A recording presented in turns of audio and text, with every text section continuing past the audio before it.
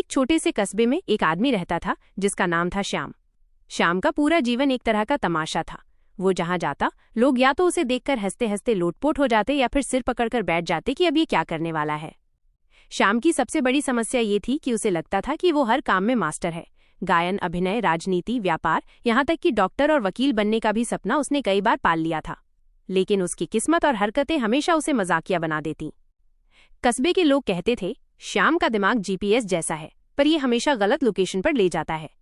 अब हुआ यूं कि एक बार श्याम ने तय किया कि वो गांव का सबसे बड़ा व्यापारी बनेगा। उसने सोचा कि दुकान खोली जाए, लेकिन दुकान कौन सी? उसके पास हजारों आइडिया थे। कभी वो सोचता कि जलेबी की दुकान खोले, कभी सोचता कि मोबाइल रिपेयरिंग, तो कभी सोचता कि ऐनक बेचूं। आखिरकार उसने तय किया कि वो मिश्रित दुकान खोलेगा, जिसमें सब मिलेगा, नमक से लेकर साबुन तक, और गधा भी अगर कोई मांगे तो। दुकान खोलने के पहले ही दिन उसने दरवाजे पर तख्ती लगा दी, श्याम जनरल स्टोर, यहाँ सब कुछ मिलेगा। लोग उत्सुक होकर देखने आए।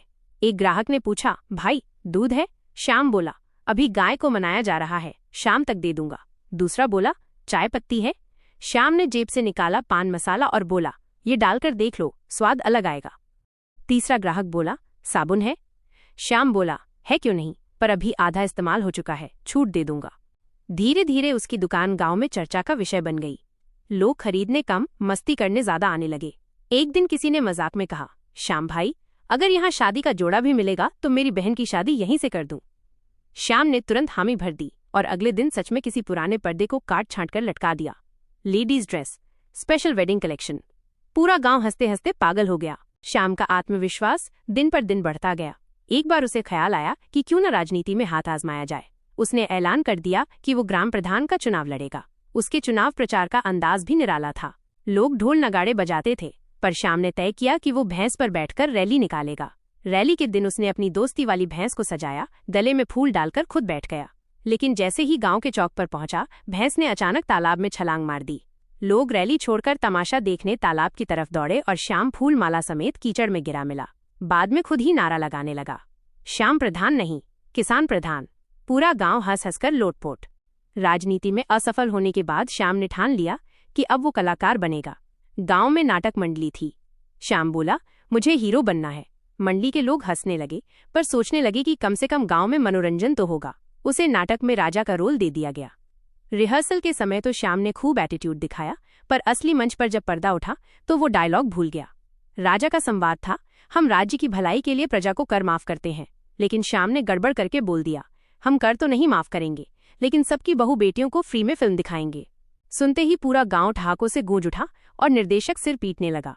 श्याम की हरकतों से गांव के बच्चे भी खूब मजे लेते थे। एक बार उसने बच्चों को पढ़ाने का ठेका ले लिया। पहले ही दिन उसने बोला, बच्चों, A for apple, B for ball, C for, और अचानक रुककर बोला, सी फॉर चटनी, क्योंकि बिना चटनी के समोसा अधूरा है। बच्चे तो हंस पड़े, पर उनके माँ बाप शिकायत लेकर पहुंच गए। श्याम बोला, मैं नया जमाना ला रहा हूं, अब से डी फॉर ढोलक, ई फॉर ईंट, एफ फॉर फलूडा। इसी बीच श्याम को लगा कि वो वैज्ञानिक भी बन सकता है। उसने गांव की चौपाल पर प्रयोगशाला खोल दी। किसी ने उससे पूछा, क्या रिसर्च कर रहे हो? श्याम बोला, मैं ऐसा पंखा बनाऊंगा जो खुद ही बिजली पैदा करेगा। उसने पंखे के ब्लेड पर 4 चम्मच और 2 बेलन बांध दिए। जैसे ही उसने चलाने की कोशिश की, बेलन उड़कर सरपंच के सिर पर जा लगा। सरपंच बोला, श्याम, तू विज्ञान छोड़कर नाच गाना ही कर। श्याम ने हार नहीं मानी। एक बार उसने सोचा कि अब फिल्म बनाएगा। उसने गांव वालों को इकट्ठा करके बोला, मैं निर्देशक हूँ, मेरी फिल्म का नाम है लव इन लोटा। हीरो मैं खुद, हीरोइन कोई भी तैयार हो जाए। गांव की औरतें डरकर भाग गईं। आखिरकार पप्पू नाम का उसका दोस्त हीरोइन बना, और जब श्याम ने फिल्म की शूटिंग शुरू की तो कैमरे की जगह लालटेन रख दी। सब लोग बोले, अरे ये तो कैमरा नहीं है। श्याम बोला, टेंशन मत लो, फिल्म सीधी दिल में रिकॉर्ड हो रही है। हर बार की तरह श्याम की कोशिशें नाकाम होती, लेकिन गांव वालों को इतना हंसाती कि सब उसकी अगली योजना का इंतजार करने लगे। कोई पूछता, श्याम भाई, अब क्या नया धमाका करने वाले हो?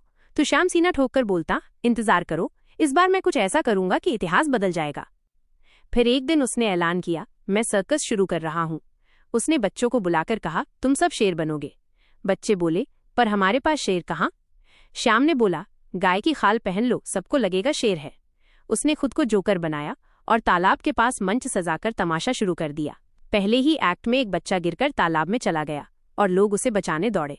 पूरा सर्कस पानी पानी हो गया। इन सब नाकामियों के बावजूद श्याम कभी मायूस नहीं होता। उसका मानना था कि अगर लोग हंस रहे हैं तो उसका काम सफल है। गांव के बुजुर्ग भी कहते थे, श्याम की असफलताएं ही उसकी सबसे बड़ी सफलता है। सच में उसकी हर हरकत लोगों को दिन भर की थकान भुलाकर हंसने का मौका दे देती थी। कहानी का मजा ये था कि श्याम चाहे जो भी करे, व्यापार, राजनीति, पढ़ाई, विज्ञान, नाटक या सिनेमा, अंत में सब गड़बड़ हो जाता, लेकिन वही गड़बड़ी हंसी का त्योहार बन जाती। लोग अक्सर कहते, श्याम जैसा आदमी अगर हर गांव में हो जाए तो उदासी नाम की चीज कभी आए ही ना।